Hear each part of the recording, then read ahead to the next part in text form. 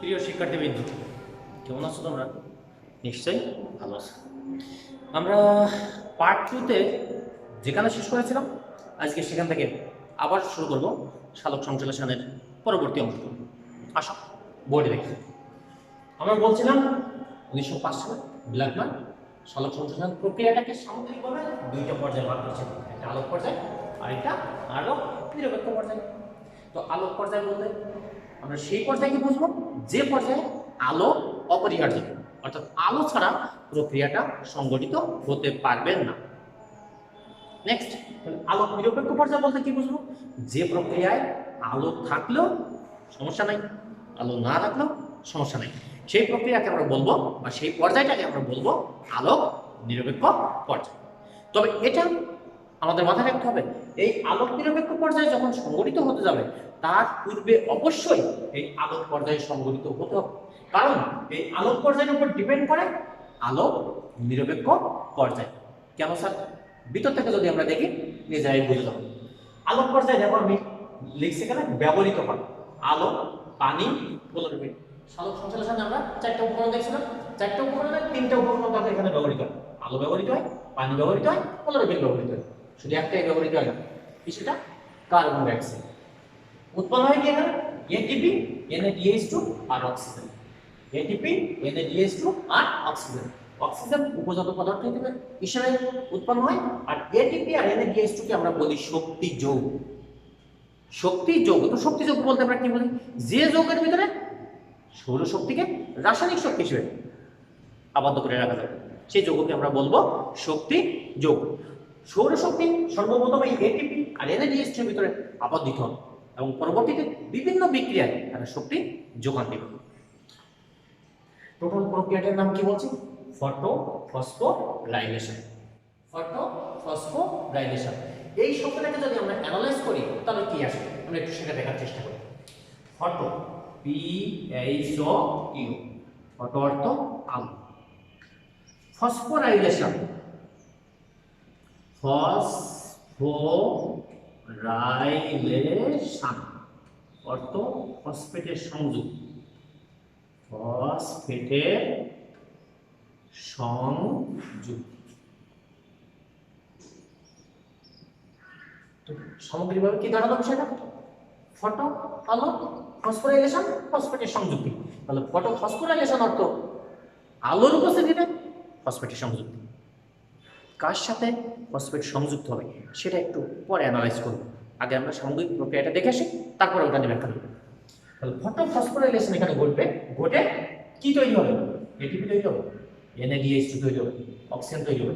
তবে প্রধানত আমরা এই দুইটা নিয়ে কথা বলবো, কারণ এটা শক্তি যৌগ বলছি। এবং আরেকটা কথা বলছি আমি, এই যে আলোক নিরপেক্ষ পর্যায়, এই আলোক পর্যায়ের উপর ডিপেন্ডেন্ট। কেন ডিপেন্ডেন্ট সেটা আমরা দেখব। আসো আলোক নিরপেক্ষ পর্যায়। আলোক নিরপেক্ষ পর্যায়ে কি ব্যবহৃত হয়েছে টোটাল করো? এটিপি ব্যবহৃত হয়েছে, NADH2 ব্যবহৃত হয়েছে, কার্বন ডাইঅক্সাইড ব্যবহৃত হয়েছে। কার্বন ডাইঅক্সাইড সালোক সংশ্লেষণের চারটা উপকরণের শেষটা 1, 2, 3, এই হলো সেই 4 নম্বর উপকরণ। তাহলে সালোক সংশ্লেষণের সর্বমোট যে 4টা উপাদান ব্যবহৃত হতো তার 3টা উপাদান আলোক পর্যায়ে ব্যবহৃত হয়ে আসছে, বাকি একটা উপাদান আলোক নিরপেক্ষ পর্যায়ে ব্যবহৃত হয়েছে। কিন্তু সে কিন্তু একা ব্যবহৃত হয়নি, তার সঙ্গে এটিপি, NADH2 এরাও কিন্তু ব্যবহৃত হয়েছে। দুটো কোথা থেকে আসলো দেখো? আলোক পর্যায়ে উৎপন্ন। তাহলে এই এটিপি আর NADH2 ছাড়া যদি আলোক নিরপেক্ষ পর্যায়ে সংগঠিত না হতে পারে এবং সেই এটিপি আর NADH2 যদি আলোক পর্যায়ে উৎপন্ন হয়ে থাকে, তাহলে কি আমরা এটা বলতে পারি না আলোক নিরপেক্ষ পর্যায়ের সম্পূর্ণরূপে আলোক পর্যায়ের উপর ডিপেন্ডেন্ট? অফকোর্স বলতে পারি। তো আলোক নিরপেক্ষ পর্যায়ে ব্যবহৃত হয়েছে এটিপি, NADH2, কার্বন ডাইঅক্সাইড, উৎপন্ন হয়েছে গ্লুকোজ, যেটা আমাদের মূল উদ্দেশ্য। সালোক সংশ্লেষণ প্রক্রিয়ায় প্রধান উৎপাদ যেটা, সেটা আরেকটা উপাদান তৈরি হয়েছে, সেটা পানি, যেটাকে আমরা উপজাত পদার্থ বলি। এখানে একটু উপজাত পদার্থ কি বিষয়টা ছোট্ট করে একটু বলে রাখি। তোমার কোনো কাজের যে মূল উদ্দেশ্য থাকে, তুমি ঢাকায় যাচ্ছ, ঢাকায় যাওয়াটাই তোমার মূল উদ্দেশ্য। পাশে যাওয়ার সময় খালাবাড়ি তুমি বেরিয়ে গেলে ফরিদপুরে, তাহলে মূল উদ্দেশ্য ঢাকা, পাশে খালাবাড়ি বেড়ায় গেছে, এটা তোমার সাইড ওয়ার্ক হয়ে গেছে। তেমন কোনো রাসায়নিক বিক্রিয়ায় প্রধান যে যৌগটা উৎপাদনের লক্ষ্য থাকে, ওই উৎপাদনের পাশাপাশি যদি অন্য কোনো কিছু তৈরি হয় তখন সেগুলোকে আমরা বলি উপজাত পদার্থ। যেমন দেখো সালোক সংশ্লেষণ প্রক্রিয়ায় অক্সিজেন আর পানি এই দুটো কিন্তু উপজাত পদার্থ। কারণ ওই দুটো তৈরি আমাদের মূল উদ্দেশ্য ছিল না, মূল উদ্দেশ্য ছিল শর্করা তৈরি, কিন্তু পাশাপাশি উৎপন্ন হয়েছে অক্সিজেন আর পানি, তাই ওই দুটোকে আমরা বলবো উপজাত পদার্থ। তো এই যে আলোক নিরপেক্ষ পর্যায়ে ATP NADH2 carbon die oxide ব্যবহৃত হয়ে যে গ্লুকোজের পানি উৎপন্ন হবে সেই প্রক্রিয়াটার নাম কি? কার্বন বিজারণ। কার্বন বিজারণ। তাহলে এখানে কে বিজারিত আছে? কার্বন কার ভিতরে আছে? সরি, এই উপাদানের ভিতরে দেখো কার্বন কার ভিতরে আছে? কার্বন ডাই অক্সাইডের ভিতরে আছে। তাহলে বিজারণটা মূলত কার ঘটবে?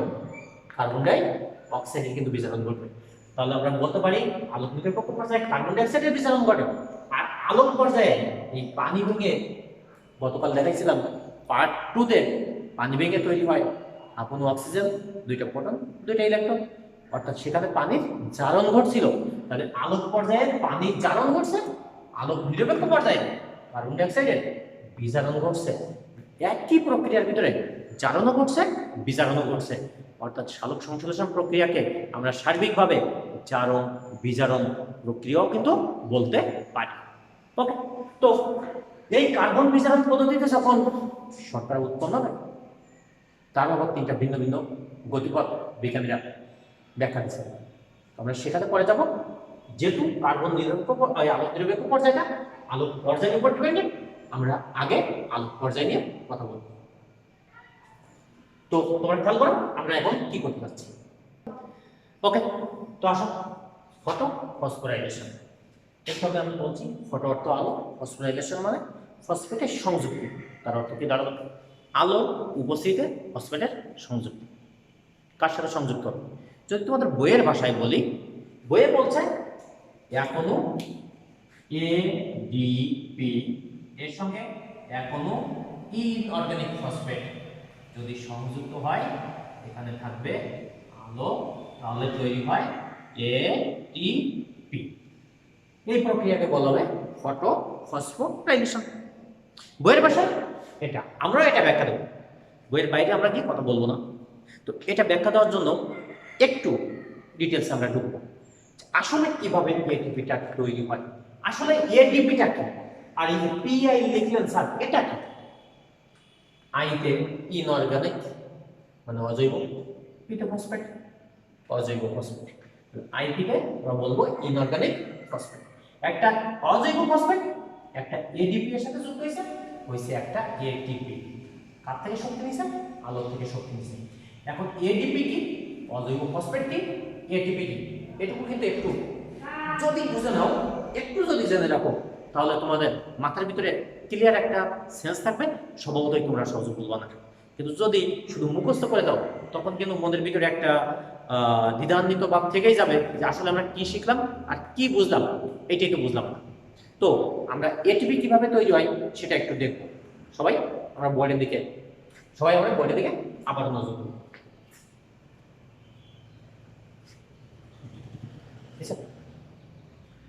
কেন? হ্যাঁ, খেয়াল করো তোমরা,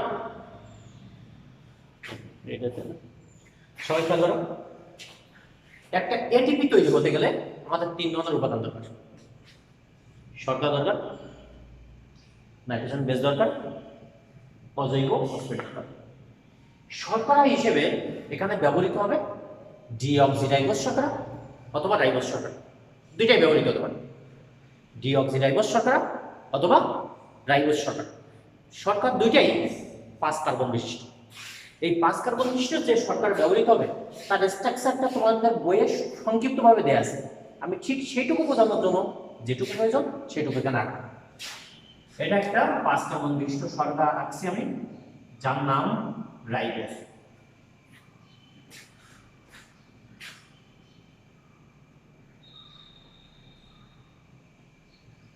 তাহলে 5টা carbon, number 1 carbon, number 2 carbon, number 3 carbon, number 4 carbon, number 5 carbon. এই কার্বনগুলো তোমরা জানো 4টা হাত থাকে, অর্থাৎ যোজনী 4।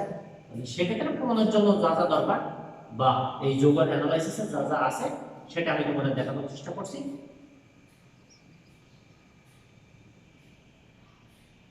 এই যে 5 কার্বন বিশিষ্ট এই যৌগটা আমি আঁকলাম, এর নাম হলো রাইবোজ শর্করা।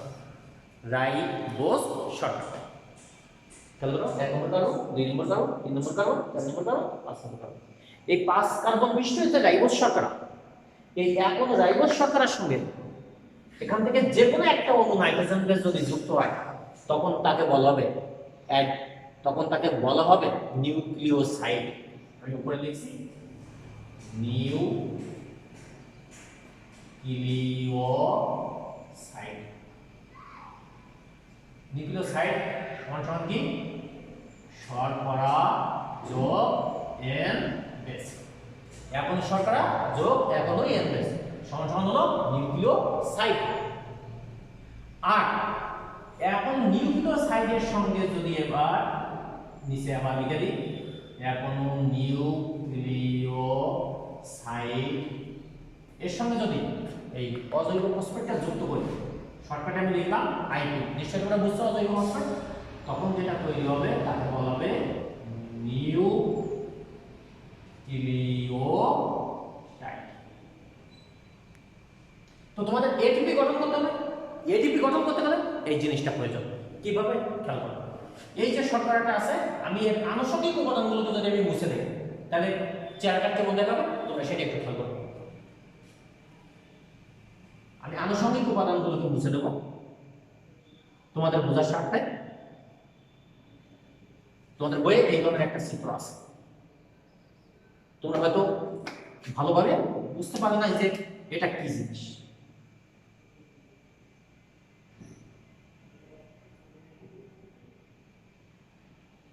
বইগুলো দেখো, এই ধরনের একটা গঠন আছে না? নিশ্চিতভাবে আছে। এই সেই 5 কার্বনিষ্ট শর্করা, যে শর্করার এই ছিল 1 নম্বর কার্বন, এই 1 নম্বর কার্বনে যদি একটা ফসফেট যুক্ত, যদি একটা নাইট্রোজেন বেস যুক্ত হয়, অ্যাডিনিন, শর্টকাটে আমি দিয়ে দিলাম, তখন এই যৌগটার নাম হয়ে গেল অ্যাডিনোসিন।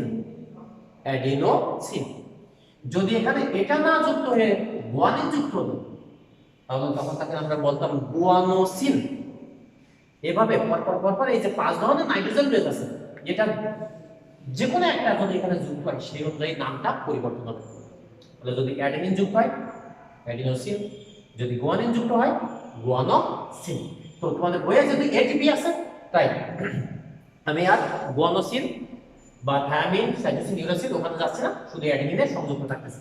তাহলে এক অণু রাইবোজ শর্করার সঙ্গে যদি একটা নাইট্রোজেন বেস যুক্ত হয় যার নাম অ্যাডেনিন, তাহলে এই যৌগটার নাম হয়ে গেল অ্যাডিনোসিন।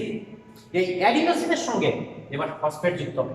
ফসফেটের মূল গঠন ক্ষমতা হচ্ছে এই, এবং এরা কিভাবে যে যৌগ গঠন করে সেটা 12 অধ্যায়ে যখন ডিএনএ গঠন করাবো তখন তোমাদের ইন ডিটেইলস ব্যাখ্যা দিব।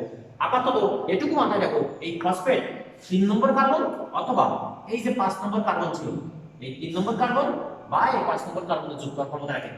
2 কিংবা এই 4 এখানে কিন্তু সংযুক্ত হওয়ার সুযোগ তার নাই।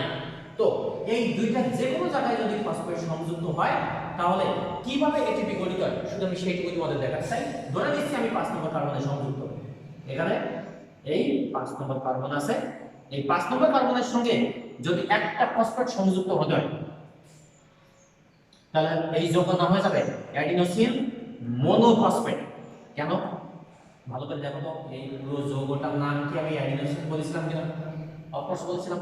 তাহলে তার সঙ্গে একটা ফসফেট যুক্ত হয়েছে, এক ইংরেজিতে আমরা বলি মনো, তাই নাম হয়ে গেল অ্যাডিনোসিন মনোফসফেট। আমি যদি পুরোটা মুছে দেই, আবার মুছে দিয়ে কথাটাকে আমি বোঝানোর চেষ্টা করি, তাহলে এই ফসফেট যুক্ত, একটা হলো মনোফসফেট। এখন স্যার এই যে ফসফেট যুক্ত হলো শুধু সংযুক্ত হবে না, কি বলেছিলাম? সূর্যের আলোর উপস্থিতিতে সংযুক্ত হবে। সূর্যের আলোর উপস্থিতিতে যখন সংযুক্ত হবে তখন ওখানে শক্তি প্রয়োজন। একটা ফসফেট সংযুক্ত হতে গেলে 7300 ক্যালোরি শক্তি দরকার হবে ওখানে সংযুক্ত হতে। যদি আরেকটা ফসফেট সংযুক্ত হয় তখন এর নাম হয়ে যাবে ADP, অ্যাডিনোসিন ডাইফসফেট। ডাই অর্থ 2, প্রথমটা ছিল অ্যাডিনোসিন মনোফসফেট, এবার হয়ে গেল অ্যাডিনোসিন ডাইফসফেট। কেন? দুইটা ফসফেট সংযুক্ত হয়েছে। তাহলে এখানেও কিন্তু সেই 7300 ক্যালোরি শক্তি জমা হয়েছে। তাহলে অ্যাডিনোসিন ডাইফসফেটের ভিতর 7300 মোট 14,600 ক্যালোরি শক্তি কিন্তু সৌরশক্তি কণে আবদ্ধ হয়েছে। যদি এর সঙ্গে আরেকটা ফসফেট সংযুক্ত করি তখন তার নাম হয়ে যাবে এটিপি, অ্যাডিনোসিন ট্রাইফসফেট। ট্রাই অর্থ তিন, এটিপি। এর জন্য আরো এখানে 7,300 ক্যালোরি শক্তি জমা। তাহলে একটা এটিপির ভিতরে দেখো তো 3 × 7 = 21,900 ক্যালোরি শক্তি জমা হয়েছে একটা এটিপির ভিতরে। কোথা থেকে আসলো এই ক্যালোরিটা? সৌরশক্তি থেকে আসলো। যেহেতু এটিপি এই সৌরশক্তিকে ধারণ করতে পারে, প্রয়োজনে অন্যান্য বিক্রিয়ায় যোগানও দিতে পারে। এজন্য এটিপিকে বলা হয় জৈব মুদ্রা। মুদ্রা মানে টাকা পয়সা দিয়ে যেমন তুমি বিভিন্ন জিনিস কিনতে পারো, আবার কোনো কিছু বিক্রি করলে টাকা পাও, তেমন এই যৌগ বিভিন্ন বিক্রিয়ায় শক্তি যোগানও দিতে পারে, বিভিন্ন বিক্রিয়া থেকে শক্তি গ্রহণও করতে পারে। তাই আমরা এই এটিপিকে বলি জৈব মুদ্রা। তাহলে নিশ্চয়ই তোমরা বুঝতে পারছো এটিপি কিভাবে তৈরি হলো। একটা 5 কার্বনিষ্ট শর্করা 1 নম্বর কার্বনে অ্যাডেনিন যুক্ত নাইট্রোজেন গ্যাস, টোটাল এই যৌগটার নাম হয়ে গেছে তখন অ্যাডিনোসিন। তার সঙ্গে একটা ফসফেট যুক্ত হলে অ্যাডিনোসিন মনোফসফেট, দুইটা ফসফেট যুক্ত হলে অ্যাডিনোসিন ডাইফসফেট, তিনটা ফসফেট যুক্ত হলে অ্যাডিনোসিন ট্রাইফসফেট। প্রশ্ন তোমাদের মনে রাখতে পারে স্যার ফসফেট কি আরো যুক্ত হবে? না, সর্বোচ্চ 3টা ফসফেট যুক্ত হতে পারে, অর্থাৎ এটিপি পর্যন্ত গঠন হতে পারে। এএমপি, এটিপি, এটিপি, এর উপরে আর তৈরি হতে পারে না। এই যে যৌগটা গঠিত হলো, এই যৌগের ভিতরে যখন শক্তি আবদ্ধ হলো, যখন ওর কাছ থেকে শক্তি আবার বের করে নিতে হবে তখন উল্টা কাজ ঘটবে। আমরা এই শক্তিকে আবদ্ধ করার প্রক্রিয়াকে বলছি ফটোফসফোরাইলেশন, আর শক্তি বের করে নেওয়ার প্রক্রিয়াকে বলবো ডিফসফোরাইলেশন। ডিফসফোরাইলেশন কথাটা খেয়াল করো, ডি অর্থ ঘাটতি। তাহলে যখন ফসফোরাইলেশন উল্টে যাবে, অর্থাৎ শক্তি আবদ্ধ নয় শক্তি বের করে দেবে, তখন তাকে আমরা বলবো ডিফসফোরাইলেশন। সেক্ষেত্রে কি হবে? এই যে একটা ফসফেট ভেঙে যাবে, একটা ফসফেট খুলে গিয়ে মুক্ত হয়ে গিয়ে 7,300 ক্যালোরি বেড়ে যাবে, তখন পরিণত হবে কিসে? এডিপি তে। এই এডিপি থেকে পরিণত হয়ে গেল এডিপি। এই এডিপি থেকে যদি আরেকটা ফসফেট মুক্ত হয়ে যায় তখন দেখো আরো 7,300 ক্যালোরি বেড়ে গেছে, হয়ে গেল কিসে? এন। অর্থাৎ এভাবে ফসফেট সংযুক্ত হওয়ার মাধ্যমে শক্তি আবদ্ধ করতে পারে, আবার ফসফেট বিমুক্ত হওয়ার মাধ্যমে শক্তি ত্যাগ করে দিতে পারে। অর্থাৎ একই এটিপিতে ফটোফসফোরাইলেশনের মাধ্যমে এটিপি গঠন হতে পারে, ডিফসফোরাইলেশনের মাধ্যমে শক্তি ত্যাগ করে এডিপি বা এএমপি তে পরিণত হতে পারে। আজকের ক্লাসে এ পর্যন্ত থাকবে। শুধু আমরা এটিপির গঠনটা দেখলাম, নিশ্চয়ই তোমরা বুঝতে পারছো। যদি কোনো প্রশ্ন থাকে কমেন্ট বক্সে তোমরা অবশ্যই প্রশ্ন করতে পারবে, অথবা ফোন করে প্রশ্ন করতে পারবে। আমি সর্বোচ্চ চেষ্টা করব তোমাদের প্রশ্নগুলোর উত্তর দেওয়ার জন্য। আগামী ক্লাসে আমরা এখান থেকে পরবর্তী পার্ট শুরু করব, অর্থাৎ পার্ট 4। ততক্ষণ পর্যন্ত ভালো থেকো, সবার জন্য শুভকামনা।